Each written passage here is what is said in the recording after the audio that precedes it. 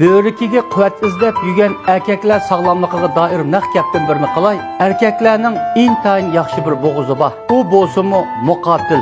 Davlat tilida yovgo deb atiladigan, belni quvvatlash mevasi degan nomga ega bo'lgan bu muqotilning erlarimizga va ayollarimizning jinsiy sog'lomligiga bo'lgan ta'siri nihoyat cho'ng.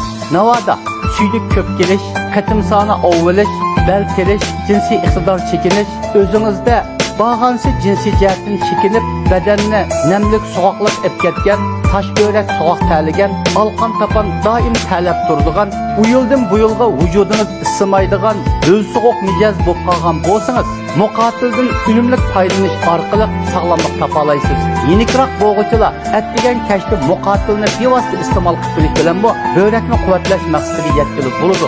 Muqotil yangoq mag'izi, qizil uzum, xurmidan so'qmoq tayyorlab atdigan kashda 20 gramdan iste'mol qilib berganda badandagi namlikni yo'qotib, qon ko'paytirib, sutmanini avutish orqali ayollarimizning jinsiy ojizligini oilada ozuqliq orqali hal qilishda intayin muhim rol o'ynaydi. Do'stlarning bahrilanishini, manfaatlanishini umid qilaman.